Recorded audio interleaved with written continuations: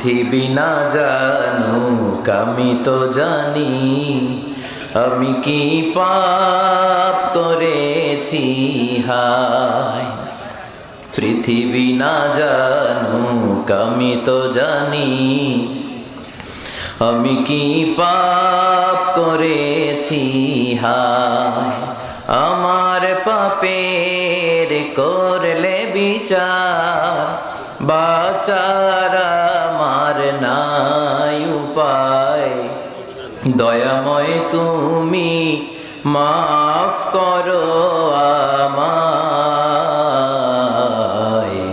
মাফ করো আমায়। পড়েন আমিন।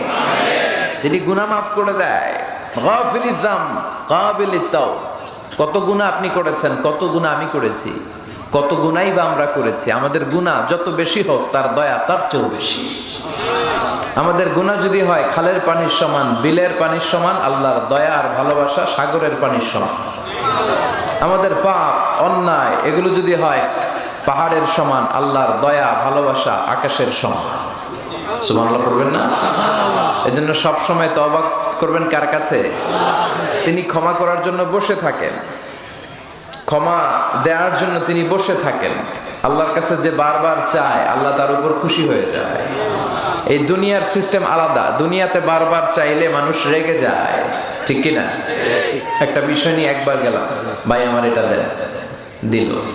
আবার গেলাম, দেন, দিল। আবার গেলাম, দেন। এবার মাইট দিয়ে দিল। কথা কর, কি পাইছো তুমি? বারবার দেন দেন।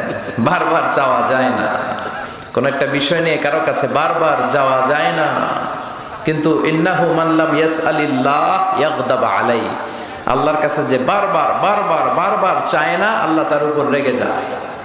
সুবহানাল্লাহ পড়ে। দুনিয়াতে বারবার চাইলে রেগে যায়, আর আল্লাহ বারবার না চাইলে রেগে যায়। এজন্য সকালে ভুল করলে দুপুরে মাফ চাবো কার কাছে? দুপুরে ভুল করলে রাত্রে মাফ চাবো কার কাছে? আজকে ভুল করলে কালকে মাফ চাবো কার কাছে? এই মাফ চাওয়া, ক্ষমা করে দেওয়ার দরজা আমাদের জন্য খোলা আছে না নাই? শুধু দুইটা সময় এই রাস্তা আল্লাহ বন্ধ করে দেয়, খেয়াল করে শুনবেন। এক হচ্ছে বাদাল গারগারা, মালাকুল মাউত যখন আসে, রুহুটা যখন বের হয়, তখন এই গলা দিয়ে গর গর গর গর শব্দ হয়। ওই গরগরানি শব্দের সময় যদি আপনি আল্লাহর কাছে মাফ চান, কাজ হবে? মুসা আলাইহিস সালামের চাচাতো ভাইয়ের নাম ছিল কারুন, সম্পদের মালিক, বিশাল সম্পদের মালিক। সাইয়েদনা মুসা বললেন যাকাত দাও, কয় দিমু না। মুসা বললেন এই সম্পদ তুমি উপার্জন করো নাই, আল্লাহ তোমারে দিয়েছে। কারণ বলে আমি আল্লাহ টাল্লাহ কিছু চিনি না, ইন্নামা উতীতুহু আলা ইলমিন ইনদি। আমি আমার মেধা, আমার বুদ্ধি, আমার এনার্জি, আমার এনথিউসিয়াজম, আমার ইন্টেলেক্টকে কাজে লাগিয়ে আমি সম্পদ কামিয়েছি, আল্লাহ আমার দেয় নাই। সাইয়েদনা মুসা বললেন তাহলে আযাব আসবে। কারণ বলে তাইলে আযাব পাঠাও। আল্লাহ আযাব পাঠালেন। ফাখাসাফনা বিহি ওয়া বিদাহরিহিল আরদ। আল্লাহ বললেন কারুনকে আর কারুনের সব সম্পদ সহ আমি মাটিতে দাবিয়ে দিলাম। ওই জায়গাটা আমি নিজে দেখে এসেছি। মিশরের একটা জেলা আছে ফাইউম, ওই জেলায় কারুনকে কারুনের সম্পদ সহ জমিনের ভেতরে গেড়ে দিয়েছে কে? পা পর্যন্ত গেড়ে গিয়েছে, সে ভাবছে উঠে যাবে। কোমর পর্যন্ত ভাবছে উঠে যাবে। গলা পর্যন্ত যখন দেবে গেছে, কয় মুসা বাসা, সব সম্পদ তোর, আমার খালি বাসা। এতক্ষণ যাকাত দেয় না, এখন কয় সব তোর, সব তোর আল্লাহ, আমারে শুধু বাঁচা। মুসা আলাইহিস সালাম বললেন সময় শেষ। সময় শেষ হলে তওবা করলে কবুল হয়।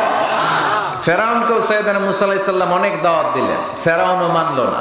আল্লাহ ফেরাউনকে লোহিত সাগরের ভেতরে, পানির ভেতরে ডুবিয়ে ডুবিয়ে মারলেন। যখন দেখে যে পানি খাইতে খাইতে ফেরাউনের পেটটা এত মোটা হয়েছে, তখন হাত তুলে কয় আমি ঈমান আনছি, আমি ভালো মানুষ, আল্লাহ আমারে মাফ করে দাও। আল্লাহ বললেন না, দ্য টাইম ইজ আপ, সময় তো শেষ, এখন চলবে মাইর। কথা কন, এখন চলবে কি? মাইর। মাইরের সময় কি মাফ চাইলে হবে? এজন্য বাদাল গারগারা, মানুষ যখন মারা যায় রূহ বের হওয়ার সময় গরগর শব্দ হয়, তখন তওবা করলে কবুল হবে। আমরা প্রত্যেকেই মালাকুল মাউতকে সচক্ষে দেখব, বিশ্বাস হয়? ভালোরাও দেখবে, খারাপরাও দেখবে।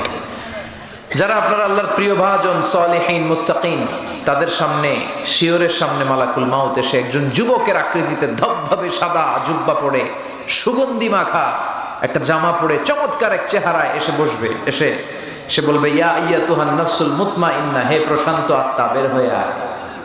হানুত মিন হানুতিল জান্নাহ, কাফান মিন আকফানিল জান্নাহ, জান্নাতের কাফন নিয়ে আসবে। বলার সাথে সাথে উখরুজি ইলা মারদাতিল্লাহ, আল্লাহ সন্তুষ্টির দিকে রুহু তুমি বের হয়ে আসো। বলার সাথে সাথে রুহটা বের হয়ে আসবে।